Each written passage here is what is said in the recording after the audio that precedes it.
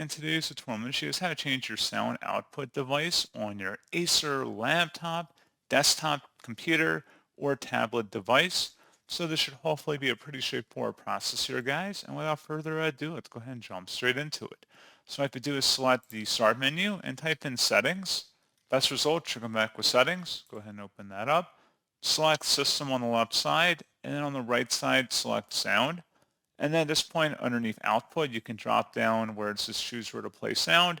Select a different speaker device if you choose. You can also adjust the volume level for that device, or you can add a new device by selecting that add device button and then walking through the connection steps on the screen here.